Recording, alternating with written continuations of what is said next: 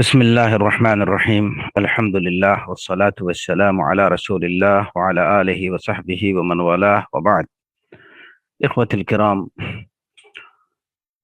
আমাদের ধারাবাহিক আলোচনা আজকের আলোচনা হচ্ছে লুমায়াতুল ইতিকাদ থেকে। আলোচ্য বিষয় যেটা নিয়ে আমরা আলোচনা করছিলাম লুমায়াতুল ইতিকাদের সর্বশেষ সেশনে, সেটা ছিল নামায়ে আমল সম্পর্কে। ইয়াউমাল কিয়ামা, কারো নামায়ে আমল তার ডান হাতে দেয়া হবে, কারো পিঠের পিছন দিক থেকে তার বাম হাতে, কারো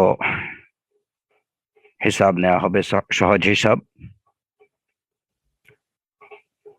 কেউ সেদিন দেখে নিজের হিসাবের খাতা দেখাবে অন্যদেরকে, এবং কেউ কেউ সেদিন আফসোস এবং হাসরত করবে, ইয়া লাইতানি লাম উতা কিতাবিয়া ওয়া লাম আদরি মা হিসাবিয়া, বলে যে হায়, আমাকে যদি আমার কিতাব নামায়ে আমল আমাকে না দেয়া হতো, আমি যদি না জানতাম আমার হিসাব কি, তাহলে ভালো হতো।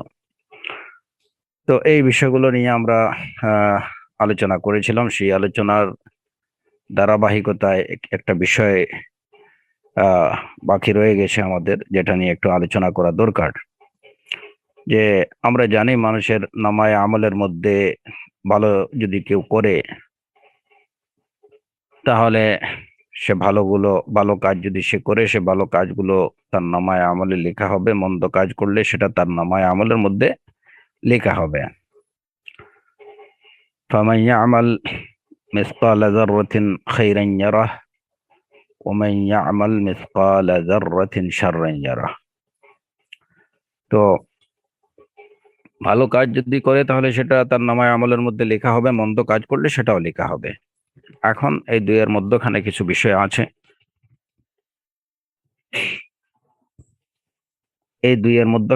বিষয় আছে, সে বিষয়গুলো সম্পর্কে, সে বিষয়গুলো লেখা হবে কি হবে না, এই বিষয়টা নিয়ে আমরা আমাদের আজকের আলোচনা। আসআলুল্লাহ সুবহানাহু ওয়া তাআলা আত-তাওফীক ওয়াস সাদাদ।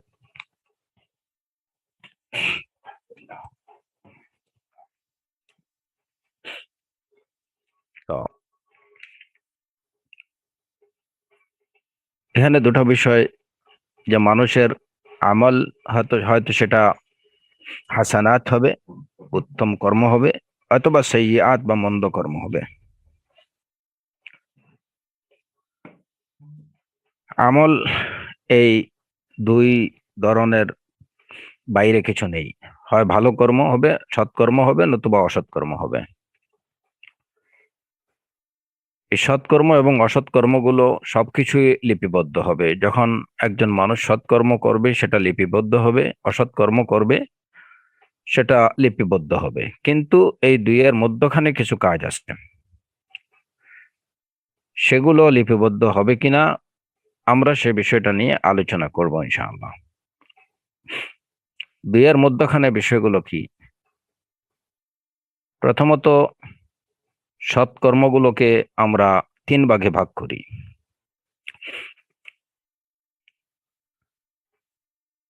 সৎকর্ম বা কোনো নেক আমল একজন মানুষ, সেটা সে নিয়ত করেছে, কোনো নেক আমল করার, সৎকর্ম করার সংকল্প করেছে এবং সংকল্প অনুযায়ী কাজ সম্পাদন করেছে, এটা হচ্ছে না এক এক প্রকার। দ্বিতীয় প্রকার হলো একটা সৎকর্ম করার সংকল্প করেছে কিন্তু সেটা সে করেনি, যেটাকে বলা হয় শুধুমাত্র নিয়ত। যে একজন মানুষ নিয়ত করলো, আবার সৎকর্ম সেই নিয়ত অনুযায়ী তার কাজটা সে সম্পাদন করলো, এটা হচ্ছে নাম্বার ওয়ান। নাম্বার টু হচ্ছে যে কেবলমাত্র সংকল্পের মধ্যেই সীমাবদ্ধ, সে সংকল্প করছে কিন্তু সেই কাজ এর থেকে আর আগে বাড়তে পারেনি, এটাকে বলা হয় ভালো কাজের নিয়ত করা। এই দুইয়ের বাইরে তৃতীয় আরেকটা প্রকার আছে, সেটাকে বলা হয় হাম্মন। হাম্মন হলো যে একটা সৎ কাজের, ভালো কাজের নিয়ত করলো কেউ, বা কোনো কাজের নিয়ত করলো এবং সেই নিয়তকে সামনে রেখে সেই সংকল্প অনুযায়ী কাজের পথে সে অগ্রসর হতে শুরু করলো। সংকল্প, নিয়াত এবং হাম, এই দুইটার মধ্যে পার্থক্যটা জেনে রাখতে হবে। নিয়ত হলো শুধুমাত্র সংকল্পের মধ্যেই সীমাবদ্ধ, সে নিয়ত করছে মনে মনে যে এই কাজটা আমি করব। আর হাম্মুন, সেটা হলো নিয়ত থেকে এক ধাপে গিয়ে, যে নিয়ত করছে, সংকল্প করছে এই কাজটা করব, এবং সেই সংকল্প অনুযায়ী সে তার কাজের পথে এক ধাপ আগাইছে, মানে কাজটা কিভাবে করা যায় সেই, মানে কাজটা হয়তো সে স্টার্ট করছে,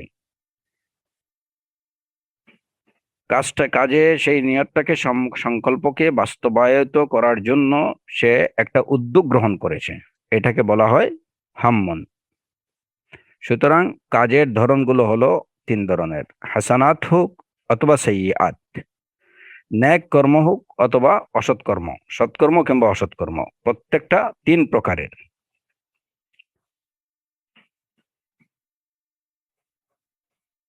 প্রথম প্রকার হলো যে একটা ভালো কাজ সে করার নিয়ত করছে এবং সেই ভালো কাজটা সে বাস্তবায়িত করেছে, এটাকে কাজে প্রতিফলিত করেছে।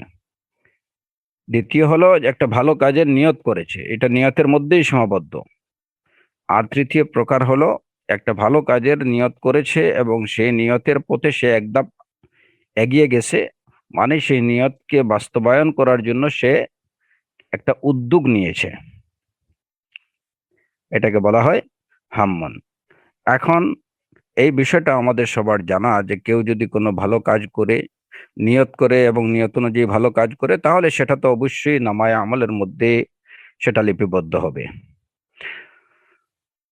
ফামান ইয়ামাল মিসকালা যাররাতিন খায়রান ইয়ারাহ, কোরআনে কারীমে সূরাতুল জিলজালের এই আয়াতে বিষয়টা সুস্পষ্ট।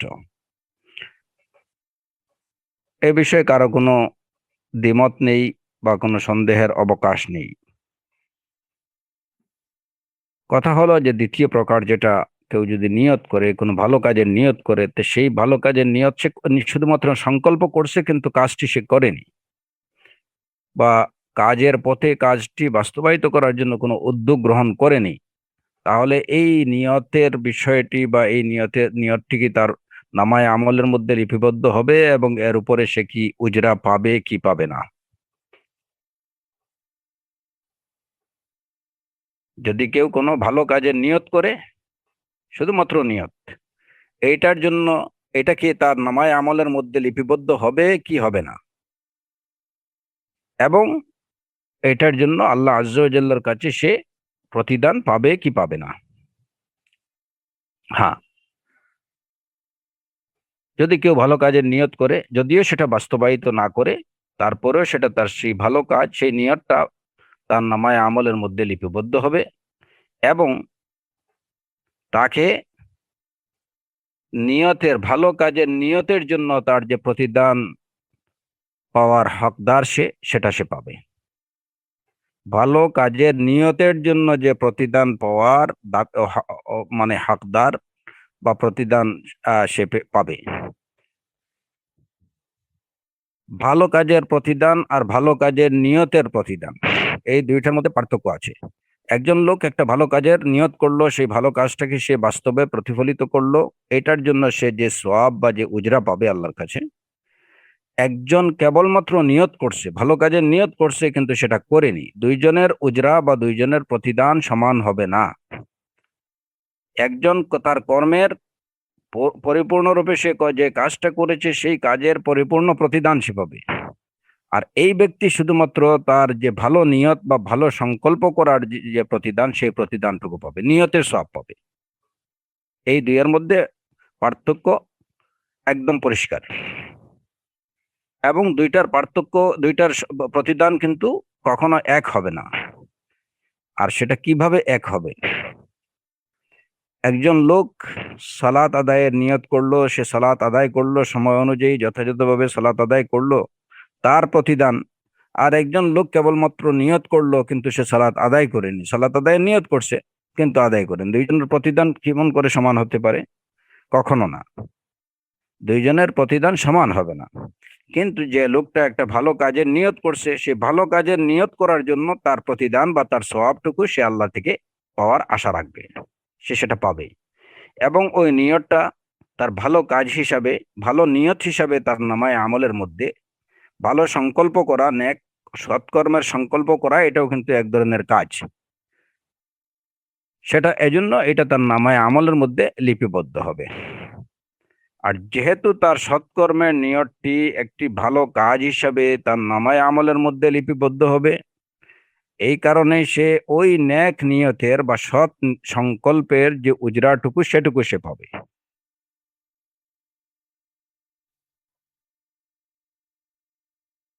এবং এই বিষয়গুলা জানা যায় বিশুদ্ধ হাদিস থেকে। এই দাবির সপক্ষে অনেকগুলো দলিল আছে, সুন্নাহ দ্বারা এই বিষয়গুলা মানে সুস্পষ্টভাবে প্রমাণিত।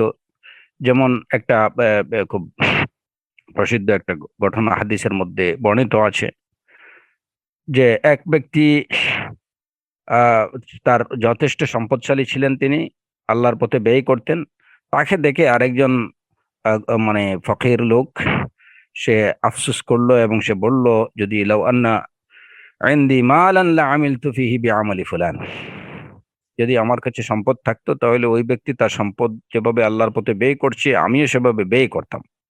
এই যে তার তামান্না বা তার যে নিয়ত বা তার যে খাহিশ যেটা মনের মধ্যে, সে এটা পোষণ করলো যে ওই ব্যক্তিকে আল্লাহ যেভাবে সম্পদ দিয়েছেন, যদি এবং তিনি যেভাবে তার সম্পদকে আল্লাহর পথে ব্যয় করছেন, আল্লাহ যদি আমাকে সম্পদ দিতেন, আমার কাছে যদি ওরকম মাল থাকতো, তাহলে আমিও সেটা সেভাবে আল্লাহর পথে ব্যয় করতাম। একথা শুনে রাসূলুল্লাহ সাল্লাল্লাহু আলাইহি ওয়াসাল্লাম বললেন, ফাহুয়া বিনিয়াতিহি, যে লোক ফাহুয়া বিনিয়াতিহি ফাআজরুহুমা সাওয়া, যে লোকটা তার যেরকম তার নিয়ত আছে সেই নিয়তের উপরে সে তার সওয়াব পাবে। ফাআজরুহুমা সাওয়া, এদের দুইজনের উজরত সমান। ফাআজরুহুমা সাওয়াউন ফাহুয়া বিনিয়াতিহি ফাআজরুহুমা সাওয়া। হাদিসের এই এই অংশটুকুর দিকে লক্ষ্য করেন। তিরমিজির হাদিস, ইমাম আলবানী রাহিমাহুল্লাহ এটাকে বিশুদ্ধ বলেছেন। ফাহুয়া বিনিয়াতিহি, লোকটা তার নিয়তের উপরেই সওয়াব পাবে। ফাআজরুহুমা সাওয়া। এখন বাহ্যিকভাবে হাদিসের এই অংশটুকু পড়ে হয়তো কোনো তালিবুল ইলমের মনের মধ্যে এই হাটকা বা এই কি আসতে পারে, প্রশ্ন আসতে পারে যে এখানে তো স্পষ্টভাবে রাসূলুল্লাহ সাল্লাল্লাহু আলাইহি ওয়াসাল্লাম বলেছেন ফাআজরুহুমা সাওয়া, এদের দুইজনের মানে যিনি যার সম্পদ আছে এবং আল্লাহর পথে ব্যয় করছে, আর যে ব্যক্তি ওই লোকটাকে দেখে এই নিয়ত করলো বা এই আফসোস করলো, এই তামান্না প্রকাশ করলো যে যদি আমার ওরকম সম্পদ থাকতো তাহলে আমিও সেটা আল্লাহর প্রতি সেভাবে ব্যয় করতাম, দুইজনের আজরুহুমা সাওয়া, দুইজনের উজরত প্রতিদান সমান বলছেন রাসূল সাল্লাল্লাহু আলাইহি ওয়াসাল্লাম। সুতরাং জাহিরুন নাস দ্বারা তো এটাই বোঝা যায় যে ওই লোকটা যদিও সে তার কাছে সম্পদ নেই, সে আল্লাহর পথে ব্যয় করতে পারেনি, তারপরেও ওই উদ্দেশ্য বা ওই তামান্না প্রকাশের কারণে, পোষণ করার কারণে যে ব্যক্তি সম্পদ আছে এবং আল্লাহর পথে ব্যয় করছে তার সমান প্রতিদান পেয়ে যাবে। জাহিরুন নাস থেকে কিন্তু এটা বোঝা যেতে পারে, কারণ মনের মধ্যে এই প্রশ্ন আসতে পারে যে তাহলে তো দুইজনেই উজরতের মধ্যে সমান প্রতিদান পাচ্ছে, ফাআজরুহুমা সাওয়া। কিন্তু আসলে এখানে বিষয়টা কি? ফাআজরুহুমা সাওয়া কিসের মধ্যে, এই কথাটা রাসূলুল্লাহ সাল্লাল্লাহু আলাইহি ওয়াসাল্লাম আগের সেন্টেন্সে বলে দিচ্ছেন, ফাহুয়া বিনিয়াতিহি, ওই লোকটা তার নিয়ত অনুযায়ী, ফাহুয়া বিনিয়াতিহি, সে আজারটা পাবে তার নিয়তের। ফাআজরুহুমা সাওয়া, মানে ওই ব্যক্তি, যে ব্যক্তি সম্পদ আছে এবং আল্লাহর পথে ব্যয় করছে, তার নিয়তের যে সে ওই ভালো উদ্দেশ্য, ভালো নিয়ত পোষণের জন্য ওই ব্যক্তি যে প্রতিদান পাবে, সম্পদ নেই কিন্তু সেরকম নিয়ত বা সেরকম ইন্টেনশন পোষণের জন্য শেষ ওই ব্যক্তির সমপরিমাণ বা সমান উজরত পাবে। দুইজনে এই নিয়তের ক্ষেত্রে দুইজন নিয়তের জন্য দুইজনই সমান প্রতিদানের অধিকারী হবে। কিন্তু যে ব্যক্তি নিয়ত রাখছে এবং এর সাথে সাথে সে কাজটা বাস্তবায়ন করছে, আল্লাহর পথে ব্যয় করছে, আর যিনি কেবল নিয়ত রাখছেন কিন্তু তার সম্পদ নেই যে কারণে ব্যয় করতে পারছেন না, দুইজন কিন্তু আমলের দিক থেকে দুইজন সমান প্রতিদান পাবেন, সেটা রাসূলুল্লাহ সাল্লাল্লাহু আলাইহি ওয়াসাল্লাম এই হাদিসের মধ্যে বলেননি। ফাহুয়া বিনিয়াতিহি ফাআজরুহুমা সাওয়া। ওই লোকটা তার নিয়ত অনুযায়ী দুইজনের সমান সওয়াব পাবে, দুইজনের উজরাত, দুইজনের প্রতিদান সমান। নিয়তের দিক থেকে দুইজনের উজরত সমান, আমলের দিক থেকে না। এবং রাসূল সাল্লাল্লাহু আলাইহি ওয়াসাল্লাম এই হাদিসের মধ্যে বলেননি যে আমলের দিক থেকে দুইজনের প্রতিদান সমান, কারণ একজন তো আমল করতে পারেনি, আর একজন নিয়ত রাখছে এবং নিয়ত অনুযায়ী আমল করছে। আল্লাহ আযজা ওয়া জাল্লা তাকে সেই তৌফিক দিচ্ছেন, সে অনুযায়ী আমল করছে, সুতরাং সে তার আমলের পরিপূর্ণ প্রতিদান পাবে, নিয়তেরও প্রতিদান পাবে। আর উনি কেবল নিয়ত পোষণ করছে, সুতরাং উনি ওনার নিয়তের উত্তম নিয়ত পোষণের জন্য যে প্রতিদান পেতে পারেন সেটা তিনি পাবেন। তো এই হাদিস দ্বারা কি প্রমাণিত হয় যে নিয়ত, কেউ যদি উত্তম নিয়ত পোষণ করে তাহলে এটার জন্য সে আল্লাহ আযজা ওয়া জাল্লার পক্ষ থেকে উজরা লাভ করবে, এবং যেহেতু সে এটা উজরা লাভ করবে, সুতরাং এটা অবশ্যই তার নামায়ে আমলের মধ্যে এটা লিপিবদ্ধ হবে। নিয়তটা তার নামায়ে আমলের মধ্যে উত্তম নিয়ত হিসাবে লিপিবদ্ধ হবে। আচ্ছা, এখন এই যে দুইজন, যিনি নিয়ত পোষণ করলো আল্লাহর পথে ব্যয় করার, এবং তিনি আল্লাহর পথে ব্যয়ও করলো। একজন নিয়ত পোষণ করলো কিন্তু আল্লাহর পথে ব্যয় করতে পারেনি। এই দুইজন আমলের দিক থেকে দুইজন সমান প্রতিদানের অধিকারী না। আমরা এই যে কথাটি বললাম, এর পক্ষে দলিল কি? এর পক্ষে দলিল হচ্ছে রাসূলুল্লাহ সাল্লাল্লাহু আলাইহি ওয়াসাল্লামের বিশুদ্ধ হাদিস, সহিহ বুখারী এবং মুসলিমের হাদিসে যে এই বিষয়টা বর্ণিত আছে যে ফুকারাউল মুহাজিরিন রাসূলুল্লাহ সাল্লাল্লাহু আলাইহি ওয়াসাল্লামের কাছে আসলেন একদা, এবং এসে বললেন, ইয়া রাসূলুল্লাহ ইন্না আহলাদ দুসুরি সাবাকুনা, ইন্না আহলাদ দুসুরি সাবাকুনা, হে আল্লাহর রাসূল, সম্পদশালীরা আমাদের থেকে এগিয়ে গেছেন। ফুকারাউল মুহাজিরিনরা এসে এই কথাটি বললেন রাসূলুল্লাহ সাল্লাল্লাহু আলাইহি ওয়াসাল্লামকে, সম্পদশালীরা আমাদের থেকে এগিয়ে গেছেন, কারণ আমরা যেসব আমল করছি ওনারাও সেই আমলগুলো করছেন, কিন্তু ওনাদের কাছে সম্পদ আছে, ওনারা আল্লাহর পথে ব্যয় করতে পারছেন, আমরা সেটা পারছি না। তো সুতরাং আল্লাহর নৈকট্যের পথে তারা আমাদের থেকে অনেক বেশি এগিয়ে গেছেন, আল্লাহর পথ থেকে প্রতিদান লাভের ক্ষেত্রেও তারা আমাদের থেকে এগিয়ে গেছেন। আমরা কি করব? তো রাসূলুল্লাহ সাল্লাল্লাহু আলাইহি ওয়াসাল্লাম তাদেরকে বললেন, তুসাব্বিহুন ওয়া তাহমাদুন ওয়া তুকাব্বিরুনা দুবুরা কুল্লি সালাতিন সালাসান ওয়া সালাসিন। তুসাব্বিহুনা ওয়া তাহমাদুন ওয়া তুকাব্বিরুনা দুবুরা কুল্লি সালাতিন সালাসান ওয়া সালাসিন, যে তোমরা প্রত্যেক সালাতের পরে 33 বার করে তাসবিহ, তাহমিদ এবং তাকবীর করবে। সুবহানাল্লাহ 33 বার, আলহামদুলিল্লাহ 33 বার, আল্লাহু আকবার 33 বার করে বলবে। তো যখন ধনী সাহাবায়ে কেরাম, সম্পদশালী সাহাবায়ে কেরামরা রাসূলুল্লাহ সাল্লাল্লাহু আলাইহি ওয়াসাল্লামের এই কথাটি সম্পর্কে জানতে পারলেন, তখন তারাও প্রত্যেক সালাতের শেষে, মানে ফরজ সালাতের শেষে 33 বার করে তাসবিহ, তাহমিদ, তাকবীর, মানে সুবহানাল্লাহ, আলহামদুলিল্লাহ, আল্লাহু আকবার 33 বার করে পড়তে শুরু করলেন। তো এই ঘটনার পরে আবার ফুকারাউল মুহাজিরিন তারা রাসূলুল্লাহ সাল্লাল্লাহু আলাইহি ওয়াসাল্লামের কাছে আসলেন, এসে বললেন যে, ইয়া রাসূলুল্লাহ, আপনি আমাদেরকে যে যে আমল বলে দিয়েছিলেন সেটা তো তারাও শুরু করছেন, সম্পদশালীরাও সে আমল শুরু করছেন, সুতরাং তারা তো আমাদের থেকে এগিয়ে যাচ্ছেন, আমরা কি করি?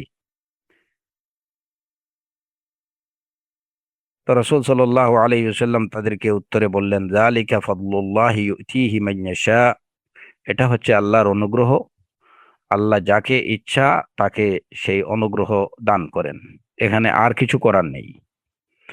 রাসূল সাল্লাল্লাহু আলাইহি ওয়াসাল্লাম এটুকু তাদেরকে বোঝাতে চাইলেন যে এখানে কিছু করার নেই, তোমাদেরকে যে আমলগুলো বলে দেয়া হচ্ছে সেই আমলগুলো তারাও করতেছেন, এবং এর সাথে আল্লাহ আযজা ওয়া জাল্লা তাদেরকে কিছু বেশি অনুগ্রহ করছেন, কোনো বিষয়ে তাদেরকে সম্পদ দিয়েছেন, তারা আল্লাহর পথে ব্যয় করছেন। তোমাদেরকে সম্পদ দেননি, তোমরা ইচ্ছা থাকা সত্ত্বেও সেটা পারছো না, তো এটা হচ্ছে আল্লাহর অনুগ্রহ, তিনি যাকে চান সেটা দেবেন।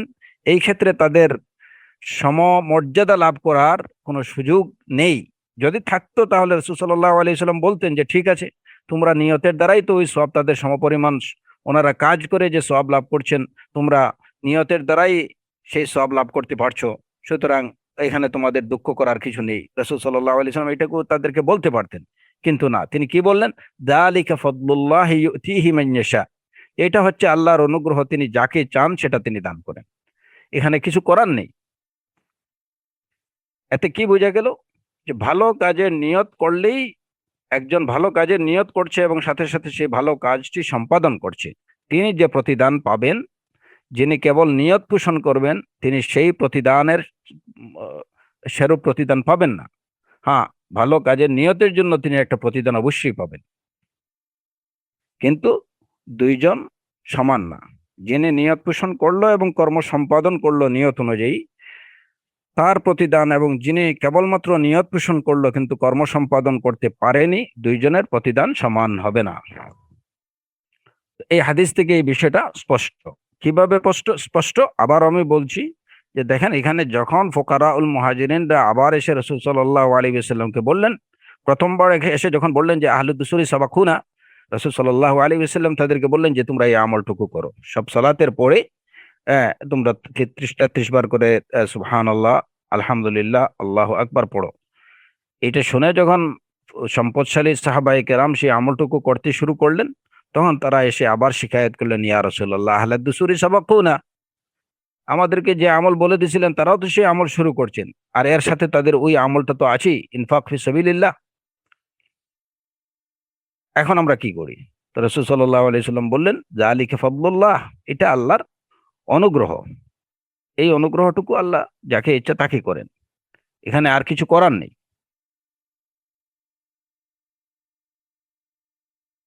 রাসূল সাল্লাল্লাহু আলাইহি ওয়াসাল্লাম তাদেরকে এরকম কোনো সান্ত্বনা দেননি যে না ঠিক আছে, তোমাদের যদিও সম্পদ নেই, তোমরা কিছু করতে পারছো না, কিন্তু তাদের সমপরিমাণ সওয়াব তোমরা পেয়ে যাবে, এটা বলেননি। অতএব এই এই হাদিস থেকে বিষয়টা সুস্পষ্ট যে ভালো কর্মের, সৎকর্মের নিয়ত করলে সৎকর্মের নিয়তের প্রতিদান পাওয়া যাবে, কিন্তু সৎকর্ম সম্পাদনের যে প্রতিদান, সেই প্রতিদান পাওয়া যাবে না। তো এটা হচ্ছে নিয়তের বিষয়। এখান থেকে এই আমরা কি বুঝলাম? যে যদি কেউ ভালো কাজ করে, ভালো কাজের নিয়ত করে এবং ভালো কাজ করে, অবশ্যই সেটা তো তার নামায়ে আমলের মধ্যে লেখা হবে। যদি কেউ ভালো কর্মের নিয়ত করে, সেটাও তার নামায়ে আমলের মধ্যে লেখা হবে, এবং সেই নিয়তের জন্য উত্তম উজরা সে পাবে। গেল দুটা বিষয়। তৃতীয় বিষয় যেটা হলো যে বিষয়টা কেবল সংকল্পের মধ্যে সীমাবদ্ধ নেই, বরং সংকল্প থেকে বা নিয়ত থেকে আরো এক ধাপ এগিয়ে গেছে। একজন লোক একটা কাজের জন্য সে নিয়ত করছে এই কাজটা করবে, এবং সেই কাজ সম্পাদনের জন্য যে উদ্যোগ নেওয়া দরকার তিনি সেই উদ্যোগটা নিয়েছেন, এটা হচ্ছে হাম। এখন ভালো কাজের হাম, এরকম হামটা এটা হচ্ছে দুই প্রকার। হাম হচ্ছে দুই প্রকার। একটা হলো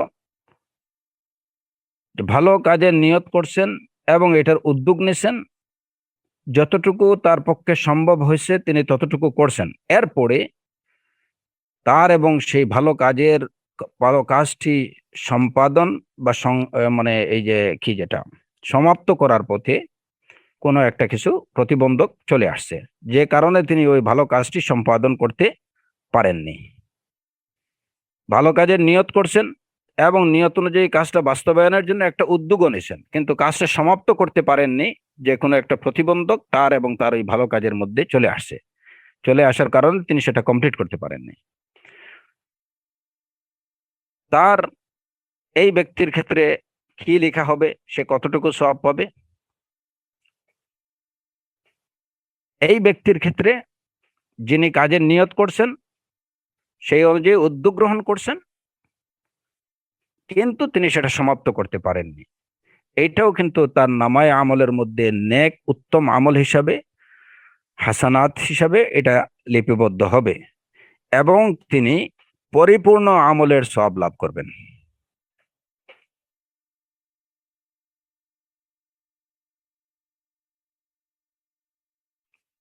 তিনি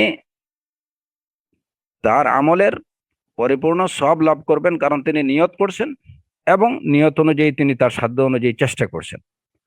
কিন্তু তার চেষ্টার মধ্যে এবং ওই কাজটি সমাপ্ত হওয়ার পথে কোনো একটা বাধা প্রতিবন্ধকতা চলে আসছে, যে কারণে তিনি সেটা কমপ্লিট করতে পারেননি। এই লোকের ক্ষেত্রে এটা তার নামায় আমলের মধ্যে উত্তম আমল হিসাবে লিপিবদ্ধ হবে এবং তিনি পরিপূর্ণ আমলের সওয়াব লাভ করবেন। তাহলে যে বিষয়গুলো হাসানাত বা উত্তম কর্ম, সৎকর্ম, যেগুলো নামায় আমলের মধ্যে লেখা হবে, আমরা পেলাম যে এটা হচ্ছে প্রথমত 3 ভাগে বিভক্ত। একটা হচ্ছে কাজটা নিয়ত হবে, সে কাজটা সম্পাদন করবে, এই উত্তম কাজ হিসাবে এটা লিপিবদ্ধ হবে এবং এটার পরিপূর্ণ সওয়াব তিনি লাভ করবেন। আরেকটা হচ্ছে উত্তম কর্মের নিয়ত করছেন কিন্তু সেই কাজ বাস্তবায়নের পথে কোনো উদ্যোগ গ্রহণ করেননি, বিষয়টা নিয়তের মধ্যেই সীমাবদ্ধ রয়েছে, তিনি শুধু নিয়তের সওয়াব লাভ করবেন। তৃতীয় বিষয় হলো তিনি নিয়ত করছেন একটা ভালো কাজ করার এবং সেই নিয়তের পথে তিনি এক ধাপ এগিয়ে গেছেন, একটা উদ্যোগ গ্রহণ করছেন, কিন্তু কাজটি তিনি কমপ্লিট করতে পারেননি। এই ক্ষেত্রে এটাও তার নামায় আমলের মধ্যে উত্তম আমল হিসাবে লিপিবদ্ধ হবে এবং এটিতে পরিপূর্ণ উত্তম কর্ম সম্পাদনকারীর ন্যায় তিনি সওয়াব লাভ করবেন। এটার দলিল কি? কোরআনে কারীমে আল্লাহ আযজা ওয়া জাল্লা বলেছেন। আচ্ছা, এখন এই যে কোনো ভালো কাজের নিয়ত করা এবং নিয়তের জন্য নিয়তটা বাস্তবায়ন করার জন্য উদ্যোগ গ্রহণ করা। উদ্যোগ গ্রহণ করে তিনি যতটুকু তার সামর্থ্যের মধ্যে ছিল তিনি ততটুকু করেছেন, এরপরে তার এই কাজের পথে একটা বাধা বা বিপত্তি চলে আসছে, যে কারণে তিনি সেটা সংক্ষিপ্ত সমাপ্ত করতে পারেননি। এই ব্যক্তি পরিপূর্ণ যেন ওই যে লোক কাজটা সমাপ্ত করবে তার সমপরিমাণ সওয়াবের অধিকারী হবেন। আচ্ছা, এর দলিল কি? দলিল হচ্ছে কোরআনে কারীমে আল্লাহ আযজা ওয়া জাল্লা বলছেন, ওয়া মান ইয়াখরুজ মিন বাইতিহি মুহাজিরান ইলাল্লাহি ওয়া রাসূলিহি সুম্মা ইউদরিকহুল মাউত ফাকাদ ওয়াকা'a আজরুহু আলাল্লাহ।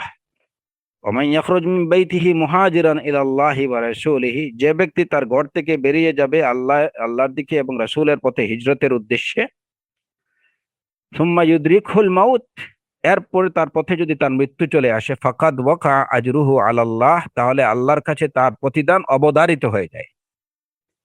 ইভেন দো সেই লোকটা কি করতে পারেনি, তার হিজরাটা কমপ্লিট করতে পারেনি, হিজরা শুরু করছে আল্লাহর পথে, রসুলের পথে, দ্বীনের পথে সে হিজরা শুরু করছে, ঘর থেকে বেরিয়ে গেছে, কিন্তু সে তার হিজরা কমপ্লিট করতে পারেনি, পথিমধ্যেই তার মৃত্যু চলে আসছে, মারা গেছে।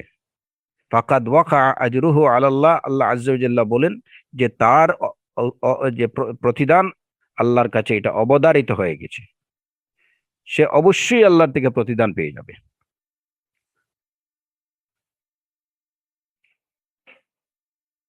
এমনি ভাবে যেমন ধরেন একজন তালিবুল ইলম, ইলমে দ্বীন অর্জনের জন্য সে আল্লাহর মানে সে ইলমে দ্বীন অর্জনের জন্য ইলমে দ্বীনের অন্বেষণে সে বেরিয়ে গেছে, বা ইলমে দ্বীন অর্জনের জন্য সে কাজ শুরু করছে। একজন তালিবুল ইলম সে পড়তে শুরু করছে, ইলমে দ্বীন অর্জন করতে শুরু করছে, কিন্তু সে কমপ্লিট করতে পারেনি।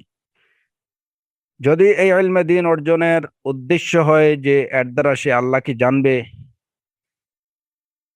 আল্লাহর মারিফত লাভ করবে, দ্বীনের মারিফত লাভ করবে, সে নিজে এটার উপরে আমল করবে, দ্বীনের উপরে আমল করবে, মানুষকে দ্বীনের দাওয়া পৌঁছাবে, রাসূল সাল্লাল্লাহু আলাইহি ওয়াসাল্লামের সুন্নাহ সাহায্য করবে, রাসূলের সুন্নাহর হেফাজত করবে, যদি ইলমে দ্বীনের অর্জনের এই উদ্দেশ্যে সে ইলমে তলবুল ইলমের পথে চলে, কিন্তু সে তার ইলমে দ্বীন অর্জনের কাজটা সে কি করতে পারেনি, কমপ্লিট করতে পারেনি, ইতিমধ্যে সে হয়তো মারা গেছে কিংবা সে হয়তো ডিজেবল হয়ে গেছে,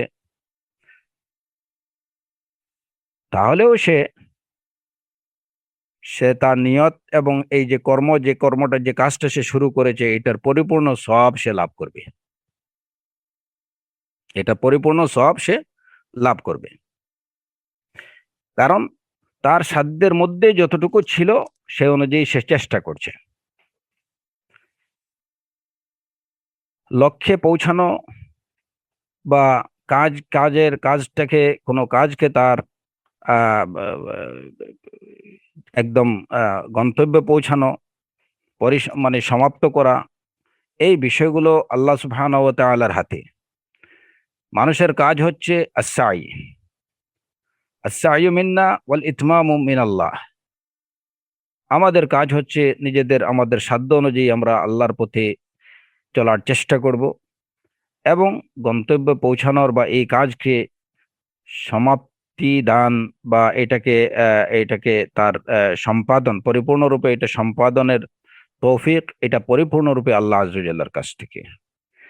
এখন একজন মানুষ সে একদম পাক্কা নিয়ত রেখে দৃঢ় সংকল্প রেখে সে ইলমে দ্বীন অর্জনের পথে ইলমে দ্বীন অর্জনের উদ্যোগ নিচ্ছে, ইলমে দ্বীন অর্জন করতে শুরু করেছে, কিন্তু বেচারা হয়তো কিছুদিন কয়েক মাস পড়াশোনার পরেই সে হয়তো মারা গেছে, কিংবা সে মানসিকভাবে আল্লাহ না করুন হয়তো কেউ ডিজেবল হয়ে গেছে, কিংবা শারীরিকভাবে সে ডিজেবল হয়ে গেছে। তাহলে সে একজন তালিবুল ইলম, যিনি ইলমে দ্বীন অর্জন করে যে সওয়াবটুকু লাভ করবেন, সে ওই সওয়াবের অধিকারী হবে, যদিও সে সেটাকে কমপ্লিট করতে পারেনি। কিন্তু এইখানে যে বিষয়গুলো প্রয়োজন সেটা হলো যে তার যে নিয়ত বা সংকল্পের মধ্যে এই বিষয়গুলো থাকতে হবে যে সে ইলমে দ্বীন কেন অর্জন করছে। যদি হয় যে হ্যাঁ, মদিনা ইউনিভার্সিটির একটা সার্টিফিকেট লাগিয়ে আমি ভালো ব্যবসা বাণিজ্য করতে পারবো, বাংলাদেশে যদি আমি মাদানী নিজের পরিচয় দিতে পারি, তাহলে মানুষের কাছে একটা গ্রহণযোগ্যতা চলে আসবে, নিজেকে আহলুল হাদিস বলে পরিচয় দিতে পারবো, একটা পুঁজি ছাড়া বিজনেস করা যাবে। তো এদের অবস্থা ইয়াউমুল কিয়ামা হবে ভয়ঙ্কর, খুবই ভয়ঙ্কর। যারা দুনিয়ার জন্য জাগতিক স্বার্থ সিদ্ধির জন্য ইলমে দ্বীন অর্জন করবে, তাদের অবস্থা ইয়াউমুল কিয়ামা হবে খুবই ভয়ঙ্কর। আ'আদানাল্লাহু মিন যালিক। কিন্তু যদি কেউ ইলমে দ্বীন অর্জন করে, প্রকৃত সহিহ ইলম সহিহ সোর্স থেকে অর্জন করে, সেটা যে কোনো জায়গা থেকে হোক, সেটা হতে পারে মদিনা ইউনিভার্সিটি থেকে, সেটা হতে পারে মোহাম্মদ বিন সউদ থেকে, সেটা হতে পারে উলামায়ে কেরামদের কাছে বসে,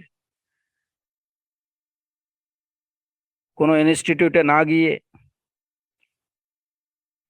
একজন আলেমে দ্বীনের সংস্পর্শে থেকে যদি সে ইলমে দ্বীন অর্জন করে, আর এটার উদ্দেশ্য হয় এটুকু যে আমি সঠিক দ্বীনটা সঠিক সোর্স থেকে আমি জানবো, সঠিক দ্বীনটা সঠিক সোর্স থেকে আমি জানবো, এটা জেনতেন সোর্স থেকে না। যে মানে যে কেউ বললো যে ওইখানে ইলম আছে, যে ওইখানে আল্লামা আছেন, হ্যাঁ, একদম আন্তর্জাতিক মানের মুফাসসির আছেন, আন্তর্জাতিক মানের ফকি আছেন, মুফতি আছেন, তার থেকে না। কথা হচ্ছে বিশুদ্ধ ইলম বিশুদ্ধ সোর্স থেকে নিতে হবে এবং এর দ্বারা উদ্দেশ্য হতে হবে যে আমি দ্বীন জানবো, দ্বীন মানবো, ইলম অনুযায়ী আমল করব এবং এটার প্রতি মানুষকে দাওয়াত দেব। আমি সুন্নতের সাহায্য করব, রাসূল সাল্লাল্লাহু আলাইহি ওয়াসাল্লামের সুন্নতের হেফাজত বলতে কি, যাতে সুন্নতের নামে বিদআত গুলো সমাজকে আচ্ছাদন না করতে পারে, সেদিকে সেই বিষয়ে আমি ভূমিকা রাখবো। সমাজ থেকে কুসংস্কার, বাতিল গুলোকে আহ, দূর করার চেষ্টা করব, সুন্নতকে প্রতিষ্ঠা করার চেষ্টা করব এবং এসব কিছু করব লিল্লাহি রাব্বিল আলামিন, ইবতিগা মারাদাতিল্লাহি রাব্বিল আলামিন, আল্লাহ রাব্বুল আলামিনের সন্তুষ্টি অর্জনের জন্য, কোনো জাগতিক স্বার্থ সিদ্ধির জন্য না। তাহলে এই লোকটা যদি তার নিয়তের দিক থেকে সে খালিস হয় এবং এর জন্য যদি সে যথাযথ উদ্যোগ গ্রহণ করে, সেই উদ্যোগটা তার কমপ্লিট যদিও নাও হয়, তারপরেও সে একজন তালিবুল ইলমের মর্যাদা, একজন তালিবুল ইলমের সমান সওয়াব লাভ করবে। কেন? মানুষের তার সাধ্যের বাইরে কিছু করার সামর্থ্য তার নেই। একজন মানুষ যতটুকু তার সাধ্য আছে এর বাইরে কোনো কিছু করার জন্য সে আদিষ্ঠ না। লা ইউকাল্লিফুল্লাহু নাফসান ইল্লা ওয়াসআহা। তার ওসাআতের মধ্যে, তার সাধ্যের মধ্যে যেটুকু আছে সেইটুকুর জন্য সে মুকাল্লাফ।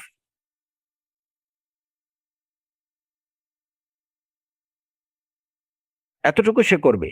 সুতরাং নিয়ত যদি খালিস হয় এবং সে যদি যথাযথ উদ্যোগ গ্রহণ করে। এখন এই জায়গাতে যেমন একজন মানুষ তার তার সে হয়তো বলল যে আমি ইলমে দ্বীন অর্জন করতে চাই, তার নিয়ত গুলাও ঠিক আছে, হ্যাঁ, যে আল্লাহ সন্তুষ্টির জন্য করতে চায়, কিন্তু উদ্যোগ নিল ভুল উদ্যোগ, যে এমন কোনো বাতিল জায়গা থেকে কিংবা এমন কোনো ফিতনার জায়গা থেকে, এমন কোনো ফাত্তানুনদের থেকে ইলম নিতে নেয়ার উদ্যোগ গ্রহণ করলো, যাদের থেকে আসলে যারা সহিহ ইলম প্রোভাইড করে না। তাহলে উনি ওই সওয়াব লাভ করতে পারবে না। কারণ এই কাজের মধ্যে ঢুকতে হবে বিশুদ্ধ নিয়ত নিয়ে, এবং ঢুকার প্রচেষ্টা হতে হবে বিশুদ্ধ।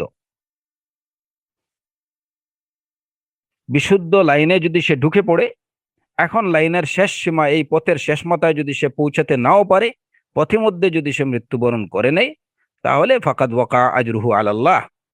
যেমনটি আল্লাহ আযজা ওয়া জাল্লা কোরআনে কারীমে বললেন, ওমান ইয়াখরুজ মিন বাইতিহি মুহাজিরান ইলাল্লাহি ওয়া রাসূলিহি সুম্মা ইউদরিকহুল মাউতু ফাকাদ ওয়াকা আজরুহু আলাল্লাহ।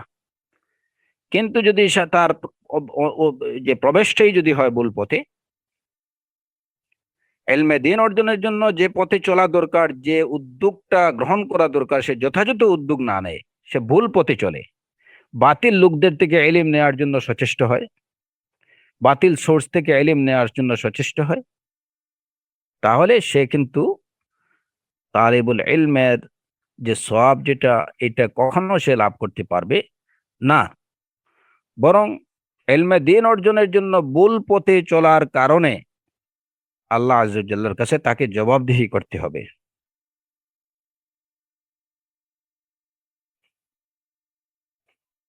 তো এমনি ভাবে যেমন দেখা যায় এই কথার সমর্থনে, যে যদি কোনো মানুষ তার হাম এটা যদি ভালো হয়, হাম্মন শব্দের অর্থ আমরা কি বললাম, যে কোনো কাজের দৃঢ় সংকল্প করা এবং সেই সংকল্পের পথে যথাযথ উদ্যোগ নেয়া, এটা হচ্ছে হাম। তাহলে সে, যে ব্যক্তি ওই কাজটা করবে, করে যতটুকু সওয়াব লাভ করবে, তিনি ততটুকু সওয়াব লাভ করবেন। এজন্য এর সমর্থনে দেখা যায় যে রাসূলুল্লাহ সাল্লাল্লাহু আলাইহি ওয়াসাল্লামের হাদিস থেকে জানা যায় যে বান্দা যখন অসুস্থ হয়ে পড়ে কিংবা সে সফরের অবস্থায় থাকে, কুতিবা লাহু মিসলু মা কানা ইয়ামালু মুকিমান সাহিহা। সহিহ বুখারীর হাদিস, যে একজন লোক যদি অসুস্থ হয়ে পড়ে কিংবা বান্দা যদি অসুস্থ হয়ে পড়ে অথবা সে সফরে থাকে, তাহলে সে সুস্থ থাকা অবস্থায় কিংবা মুকিম থাকা অবস্থায় যে আমলগুলো করত, সেই আমলের সমপরিমাণ সওয়াব তার জন্য লেখা হবে। একজন লোক সুস্থ থাকা অবস্থায় রেগুলার যে আমলগুলো করত, অসুস্থ হওয়ার কারণে সে আমলটুকু সে করতে পারছে না, আল্লাহ আযজা ওয়া জাল্লা তার নামায় আমলের মধ্যে সুস্থ থাকা অবস্থায় যতটুকু যে আমলগুলো করত, সেই আমলগুলো তার নামায় আমলের মধ্যে লিখে দিবেন। এমনি ভাবে একজন লোক মুকিম অবস্থায় নিজের শহরে নিজের বাড়িতে অবস্থানরত অবস্থায় সে যে নেক আমলগুলো করত, সফরে যাওয়ার কারণে সে সেটুকু করতে পারছে না, আল্লাহ আযজা ওয়া জাল তার নামায় আমলের মধ্যে সে মুকিম থাকা অবস্থায় যে নেক আমলগুলো করত, তার প্রতিদানগুলো তার নামায় আমলের মধ্যে লিখে দিবেন।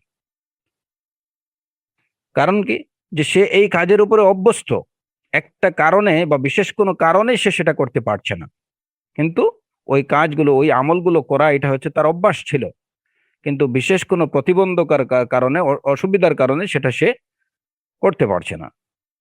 আল্লাহ আযজা ওয়া জাল্লা তার সেই পুরনো অভ্যাসের উপরেই তার নামায় আমলের মধ্যে সেই নেক আমলগুলো লিখে দিবেন এবং তার প্রতিদান লিখে নেবেন। তো এটা হচ্ছে ভালো কাজের, ভালো কাজ করার হাম। ভালো কাজ করার কোনো হাম যদি কেউ করে, তাহলে তার জন্য এই প্রতিদান। এরূপ ভাবে আমরা বলছিলাম যে হাম হচ্ছে দুই প্রকার। দুই প্রকার, এটা আসলে মূলত দুই প্রকার আমরা বলতে পারি কিংবা এক প্রকারই বলতে পারি। দুই প্রকার বলা কিভাবে, যে করা এবং না করা, করা এবং না করা।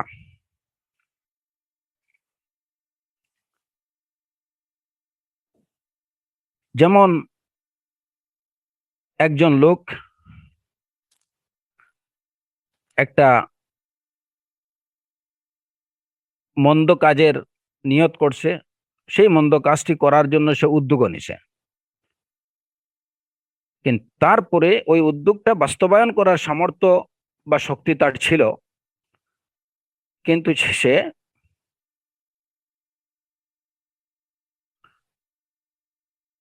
ওই কাজটা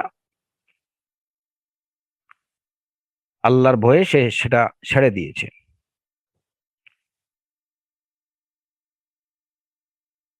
কোনো কাজ করার জন্য সে হাম করছে, কিন্তু ওইটা করার শক্তি বা সামর্থ্য থাকা সত্ত্বেও সে সেটা করেনি, ওইটাকে ছেড়ে দিয়েছে।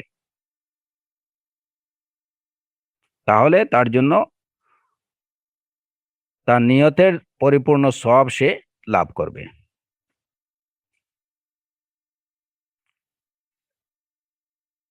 পরিপূর্ণ হাসানা সে লাভ করবে, এটা কোন অর্থে? নিয়তের সওয়াব তো সে পাবেই, এবং একই সাথে ওই কাজটা, মন্দ কাজটা আল্লাহর ভয়ে এটাকে বাদ দেওয়ার জন্য যে সওয়াব, সেই সওয়াবটাও পরিপূর্ণরূপে সে লাভ করবে। এই বিষয়টা স্পষ্ট হবে আমাদের পরবর্তী সাইয়্যাতের আমল যে আলোচনা যখন আমরা করব তখন স্পষ্ট হবে। আপাতত আমরা এটুকু বুঝি যে হাম্মন এটা হচ্ছে যে দৃঢ় সংকল্প নিয়ে কোনো কাজ করা এবং সেই কাজের জন্য যথাযথ উদ্যোগ গ্রহণ করা। সেই উদ্যোগ যদি কমপ্লিট নাও হয়, তাহলে ব্যক্তি সেই কাজের, একটা ভালো কাজের উদ্যোগ যদি নেয়, সেটা যদি কমপ্লিট নাও হয়, তারপরেও সে সেই ভালো কাজের পরিপূর্ণ সওয়াব সে লাভ করবে। তাহলে হাসানাতগুলো হলো মূলত তিন প্রকার। এবার আসা যাক সাইয়্যাতের বিষয়ে। সাইয়্যাত বা মন্দ কর্ম, অসৎ কর্মগুলো ঠিক নামায় আমলের মধ্যে লিপিবদ্ধ হওয়ার ক্ষেত্রে আমরা এটাকে তিন ভাগে ভাগ করি। উলামায়ে কেরামরা এটাকে তিন ভাগে ভাগ করছেন। একটা হচ্ছে সাইয়্যাত, মন্দ কর্মের নিয়ত করছে, সেই মন্দ কর্মটা করছে, এটা তার নামায় আমলের মধ্যে লেখা হবে এবং এর জন্য শেষ পরিপূর্ণ শাস্তি পাবে। আহ, এই বিষয়টা স্পষ্ট। মন্দ কাজের নিয়ত করছে এবং মন্দ কাজ করছে, এর জন্য যে সাজা পাওয়ার কথা, যে যে গুনাহের এই পাপের যে শাস্তি, সেটা সে ভোগ করবে। আরেকটা হচ্ছে যে ব্যক্তি মন্দ কাজের নিয়ত করছে এবং সেই নিয়ত অনুযায়ী সেই মন্দ কাজটি কমপ্লিট করার জন্য উদ্যোগ নিছে, কিন্তু সে সেটা কমপ্লিট করতে পারেনি। কমপ্লিট করার আগে সে হয়তো অসামর্থ্য হয়ে গেছে, বা যে কোনো প্রতিবন্ধকতা তার সামনে চলে আসছে। মন্দ কাজের নিয়ত করছে এবং সে সেই মন্দ কাজটা বাস্তবায়নের জন্য যে উদ্যোগ নেওয়া দরকার, সেই উদ্যোগও ঠিক মতো নেছে, কিন্তু সেটাকে কমপ্লিট করতে পারেনি, সে অসামর্থ্য হয়ে গেছে, কিংবা অন্য কোনো প্রতিবন্ধকতা চলে আসছে, এই কারণে সে এটাকে কমপ্লিট করতে পারেনি। এই ক্ষেত্রেও সে পরিপূর্ণ গুনাহ তার নামায়ে আমলের মধ্যে লেখা হবে, যদিও সে কাজটা কমপ্লিট করতে পারেনি। প্রথম বিষয় হচ্ছে যে নিয়ত করছে এবং কাজ কমপ্লিট করছে, মন্দ কাজটা সে পরিপূর্ণ করছে, সমাপ্ত করছে, সম্পাদন করছে। দ্বিতীয় বিষয় হলো মন্দ কাজে নিয়ত করছে, এই কাজটা সম্পাদনের জন্য উদ্যোগ গ্রহণ করছে, কিন্তু যে কোনো প্রতিবন্ধকতার কারণে সে কাজটিকে সে কমপ্লিট করতে পারেনি। যদিও সে কমপ্লিট করতে পারেনি, তারপরেও এই কাজটি তার নামায়ে আমলের মধ্যে লিপিবদ্ধ হবে এবং সে মন্দ কাজ সম্পাদনকারী যতটুকু পাপের শাস্তির অধিকারী হবে, এই ব্যক্তিও, যদিও সে তার এই অপকর্ম বা অসৎ কর্মটা সম্পাদন করতে পারেনি, তারপরেও সে ততটুকু পাপের শাস্তির অধিকারী হবে। সম্পাদনকারী ব্যক্তির সমপরিমাণ শাস্তির অধিকারী হবে, যদিও সে এটাকে কমপ্লিট করতে পারেনি। এর প্রমাণ কি?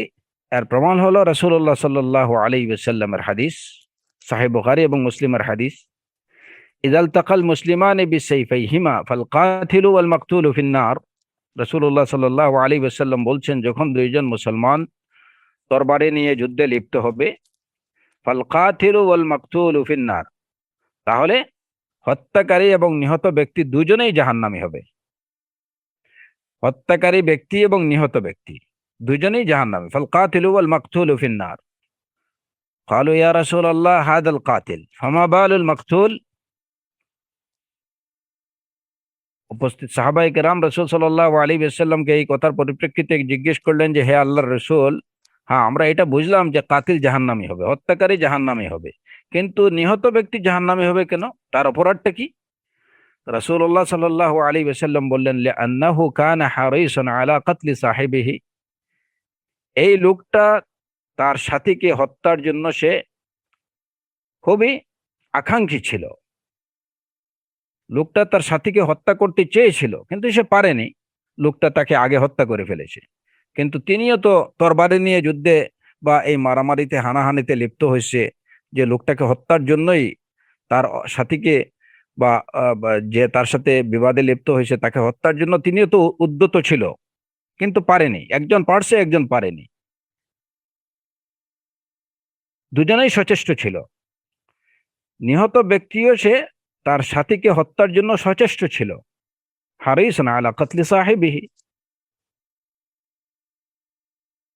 তো এই জায়গাতে দুটো বিষয়, একটা হচ্ছে যে এই দুইজনের মধ্যে নিয়ত আছে একজন আরেকজনকে হত্যা করবে, এই নিয়ত নিয়ে দুইজনেই কিন্তু মারামারিতে লিপ্ত হয়েছে। তারপরে এই যে হত্যার জন্য যে উদ্যোগ গ্রহণ করা দরকার, তরবারি নিয়ে ওনারা একদম একদম সম্মুখ সমরে পুরাপুরি একদম সংঘাতে লিপ্ত হয়েছে, যথাযথ উদ্যোগ ওনারা গ্রহণ করছে। এই উদ্যোগে একজন সাকসেস হয়েছে, একজন সাকসেস হয়নি। কিন্তু যিনি সাকসেস হয়েছে কিন্তু যিনি সাকসেস হয়নি, দুজন সম্পর্কে রাসূলুল্লাহ সাল্লাল্লাহু আলাইহি ওয়াসাল্লাম বলছেন, ফাল কাতিলু ওয়াল মাকতুলু ফিন্নার, দুইজনেই জাহান্নামী। তাহলে বোঝা গেল যে বাজে কাজের নিয়ত করে সেই কাজের উদ্যোগ যদি গ্রহণ করা হয় এবং সেই কাজে যদি কেউ সাকসেস নাও হয়, তারপরেও সে কি, যে ব্যক্তি ওই বাজে কাজে সাকসেস হবে তার সমপরিমাণ শাস্তির যোগ্য হবে। আল কাতিলু ওয়াল মাকতুলু ফিন্নার। সুতরাং কেউ যদি কোনো মন্দ কর্মের নিয়ত করে, সেই নিয়তকে বাস্তবায়নের জন্য যথাযথ উদ্যোগ গ্রহণ করে, সেই উদ্যোগ যদি সে তার এটা সমাপ্ত নাও হয়, সেইটাকে সম্পাদন নাও করতে পারে, তথাপি সে ওই লোকের সমপরিমাণ শাস্তির যোগ্য হবে যে লোকটা সেই মন্দ কর্মকে সম্পাদন করেছে।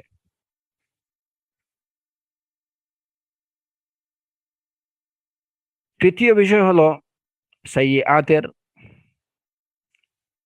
যে ব্যক্তি মন্দ কর্মের নিয়ত করছে, মন্দ করার জন্য, মন্দ কাজ করার জন্য আকাঙ্ক্ষা পোষণ করছে, নিয়ত করছে, কিন্তু সে তার নিয়তকে বাস্তবায়ন করার জন্য কোনরূপ উদ্যোগ গ্রহণ করেনি, নিয়তের মধ্যেই মানে এটা কি রয়েছে, সীমাবদ্ধ। তাহলে এই লোকের নামায়ে আমলের মধ্যে কি লেখা হবে? এই লোকের নিয়তের, এই যে নামায়ে আমলের মধ্যে মন্দ কর্মের নিয়ত যেহেতু সে করছে, ওই মন্দ নিয়তটা তার নামায়ে আমলের মধ্যে লেখা হবে। মন্দ নিয়তটা তার নামায়ে আমলের মধ্যে লেখা হবে।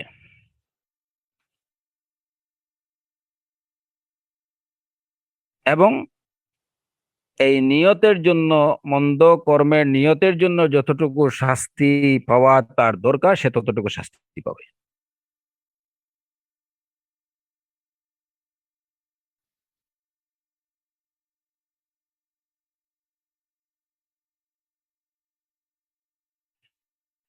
যে ব্যক্তি মন্দ কর্মের নিয়ত করলো তার শাস্তি, আর যে ব্যক্তি মন্দ কর্মের নিয়ত করলো কিন্তু সেই মন্দ কর্ম বাস্তবায়নের জন্য কোনো উদ্যোগ গ্রহণ করেনি, সেটা সম্পাদনও করেনি, দুইজন সমান শাস্তির যোগ্য হবে না।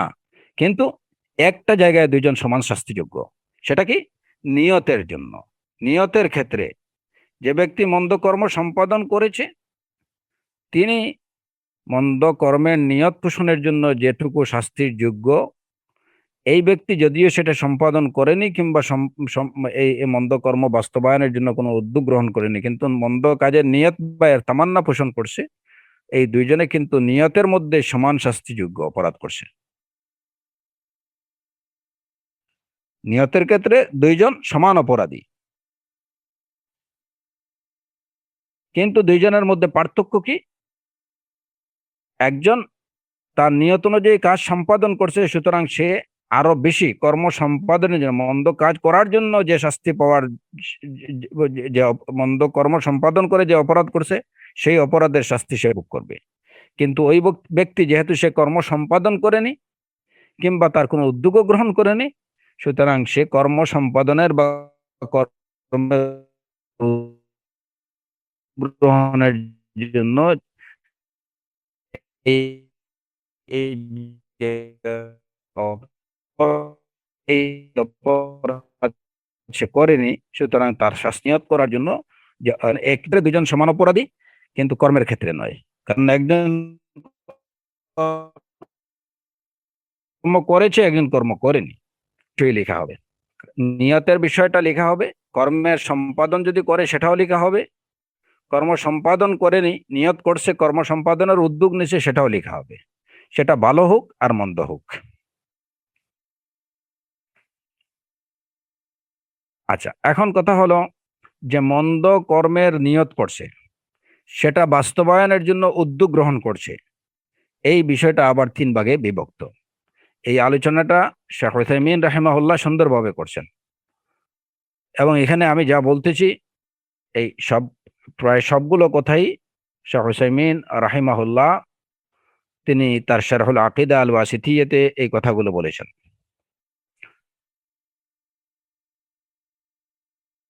মন্দ কর্মের নিয়ত করা এবং নিয়ত অনুযায়ী মানে সেই কাজটাকে বাস্তবায়নের জন্য উদ্যোগ গ্রহণ করা, এটা তিন ভাগে বিভক্ত।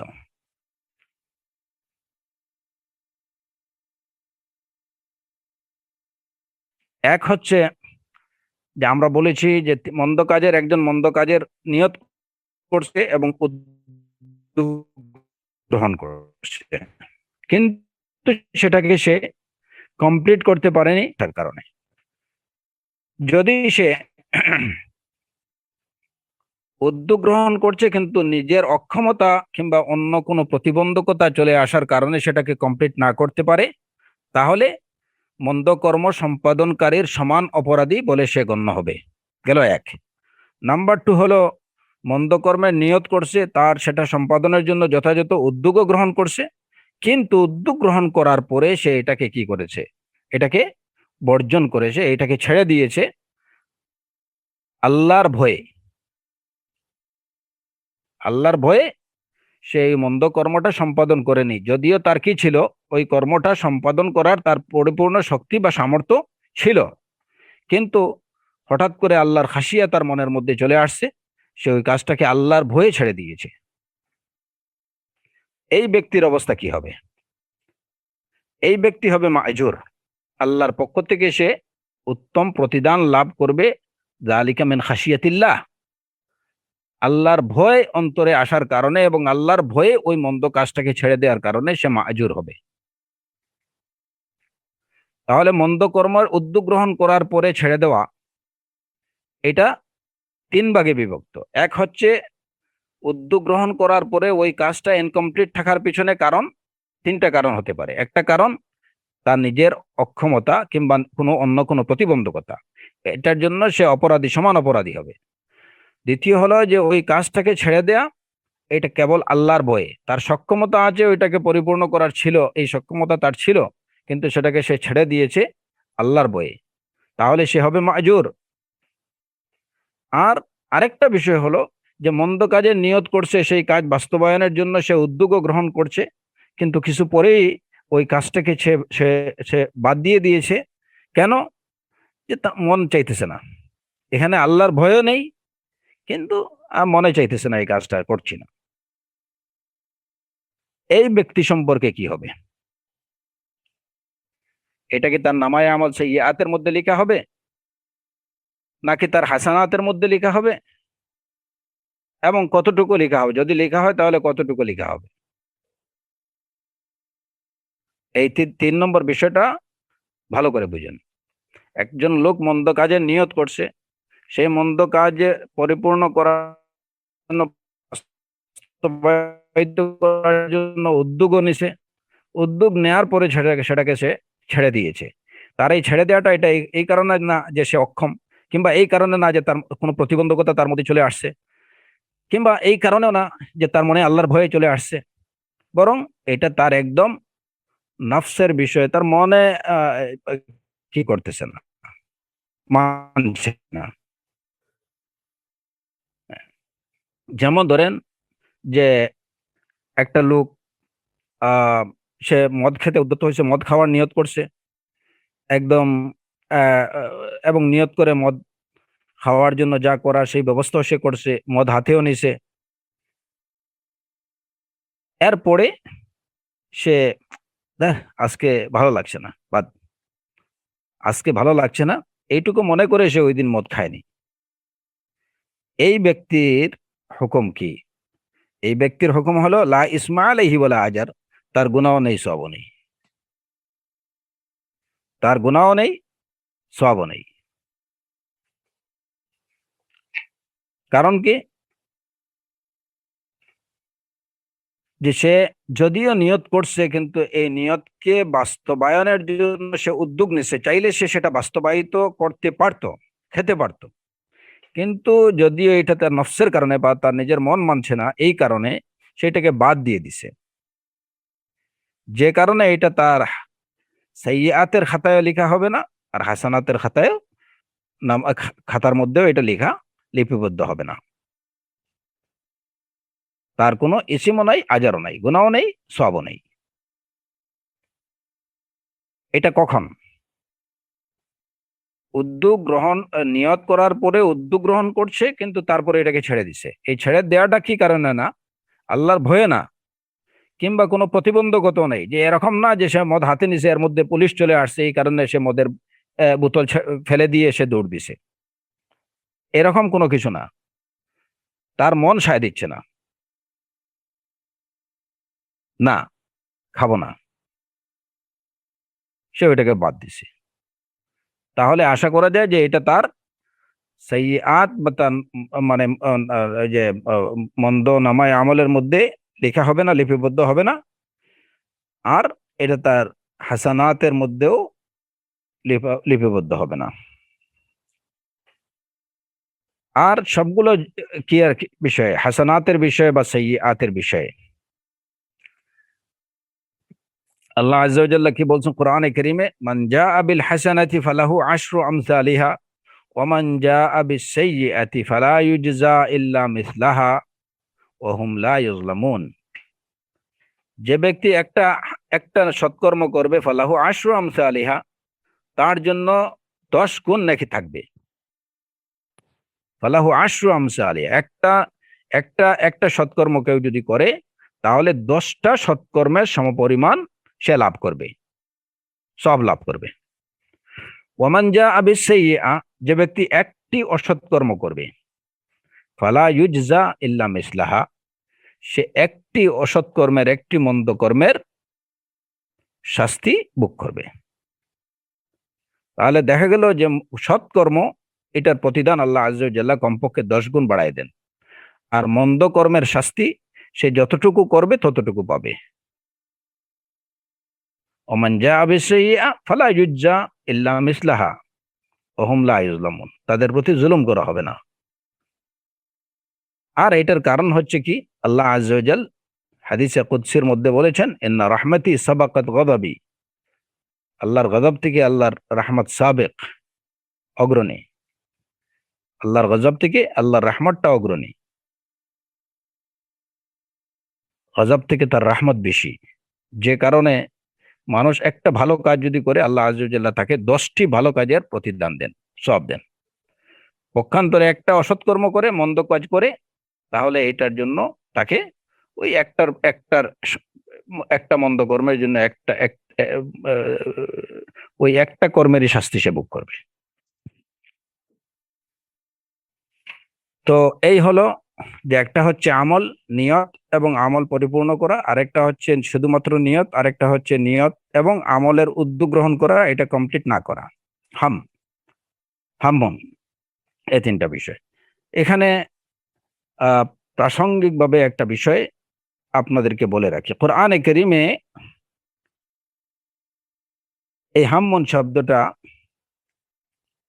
কোরআনে কারীমে আসছে, আল্লাহ আযজা ওয়া জাল্লা বলেছেন, যেমন এটা সূরাত আল ইমরানের আয়াত, ইদ হাম্মাত তাইফাতানি মিনকুম আন তাফশালা ওয়াল্লাহু ওয়ালিয়ুহুমা ওয়া আলাল্লাহি ফালিয়াতাওয়াক্কালিল মুমিনুন। ইদ হাম্মাত তাইফাতানি মিনকুম আন তাফশালা, তোমাদের মধ্যে দুইটা গ্রুপ যখন তাদের দুর্বলতা তারা প্রকাশ করলো, বা হাম্মাত তাইফাতানি মিনকুম, তোমাদের মধ্যে দুটো দল যখন, হাম্মাত আন তাফশালা, তাফশালা মানে হচ্ছে যে যে তারা তারা দুর্বল, নিজেদের দুর্বলতাকে প্রকাশ করার উদ্যোগ যখন তারা গ্রহণ করলো, হেরে যাওয়ার মনোভাব প্রকাশ করলো। হেরে যাওয়ার মনোভাব প্রকাশ করা মানে কি? এই যে হাম্মাত, এই আয়াতটি মূলত বানু সালামা এবং যে বানু হারিসা,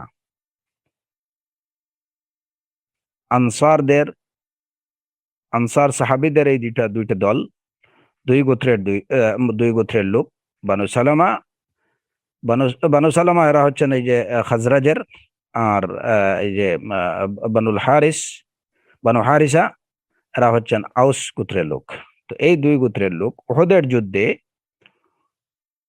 মুনাফিক উবাই ইবনে সালুল যখন কিছু সাথী নিয়ে তাই সে যুদ্ধের ময়দান থেকে ফিরে আসতে শুরু করলো, তখন এই দুই গোত্রের ইদ হাম্মাত তাইফাতানি মিনকুম আন তাফশালা, উবাই ইবনে সালুল যখন তার সাথে কিছু লোকদেরকে নিয়ে যুদ্ধের মাঠ থেকে ফিরে আসার উদ্যোগ নিল, আসতে শুরু করলো, তখন এই বানু সালামা এবং বানু হারিসার কিছু লোক তাদের সাথে চলে আসার উদ্যোগ নিলেন। কোরআনে কারীমে এটা কি আল্লাহ আযজা ওয়া জাল্লা বলছেন, ইদ হাম্মাত তাইফাতানি মিনকুম আন তাফশালা ওয়াল্লাহু ওয়ালিয়ুহুমা ওয়া আলাল্লাহি ফালিয়াতাওয়াক্কালিল মুমিনুন। আর আল্লাহ এদের দুই দলেরই সাহায্যকারী, ওয়াল্লাহু ওয়ালিয়ুহুমা, এই দুই তাইফা, দুই দলেরই সাহায্যকারী আল্লাহ। ওয়া আলাল্লাহি ফালিয়াতাওয়াক্কালিল মুমিনুন, এবং আল্লাহর উপরই মুমিনদের তাওয়াক্কুল করা উচিত। তো ওনারা এখানে আল্লাহ আযজা ওয়া জাল্লা এখানে তাদের ক্ষেত্রে হাম্মাত শব্দটা ব্যবহার করছেন। হাম্মা ইয়াহুম্মু মানে উদ্যোগ নেওয়া। এই উদ্যোগটা তারা কিভাবে নিয়েছিলেন? যে তারা উবাই ইবনে সালুল যখন তার কিছু এই মুনাফিক যখন তার সাথে কিছু লোকদেরকে নিয়ে যুদ্ধের মাঠ থেকে যখন সে দেখলো যে কুফফারদের বিরুদ্ধে, মুশরিকদের বিরুদ্ধে রাসূল সাল্লাল্লাহু আলাইহি ওয়াসাল্লাম যে যুদ্ধ করতে যাচ্ছেন, সেখানে মুশরিকদের সংখ্যা অনেক বেশি, তাদের কাছে সাজ সরঞ্জামও অনেক বেশি, এরকম কিছু টালবাহানা দেখিয়ে সে ওইখান থেকে ফিরে আসতে শুরু করলো। সে বলল, লাউ না'লামু কিতালান লাত্তাবা'নাকুম, যদি এখানে এসে তোমরা মারামারি করবা এটা যদি জানতাম তাহলে আসতামই না। এটা কি একটা অসম যুদ্ধ? ওইদিকে তারা কত, আর আমরা মাত্র কয়েকজন নিয়ে তাদের সাথে কি এটা যুদ্ধ করা যায়? এরকম বিভিন্ন ওয়াসওয়া, বিভিন্ন মানে বাহানা দেখিয়ে সে ওইখান থেকে মুনাফিক তো মুনাফিকই চলে আসতে শুরু করলো।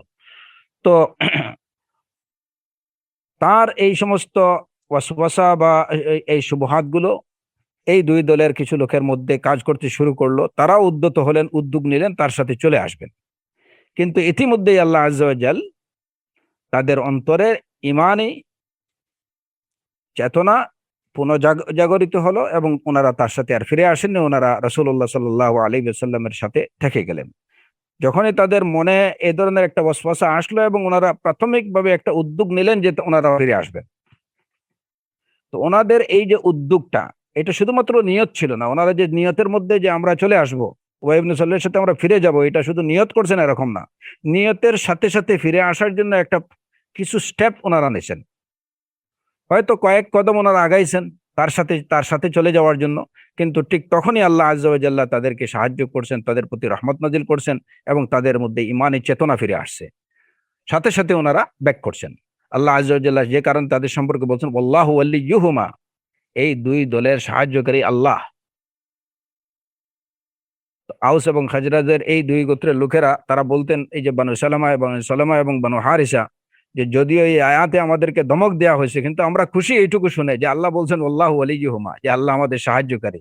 আমাদেরকে বিশেষ করে মেনশন করে, ইন্ডিকেট করে আল্লাহ আযজা ওয়া জাল্লা বলছেন যে তিনি আমাদের ওলি। এটা আমাদের জন্য একটা আশ্বস্তির বিষয়, এটা আমাদের জন্য একটা আনন্দের বিষয়।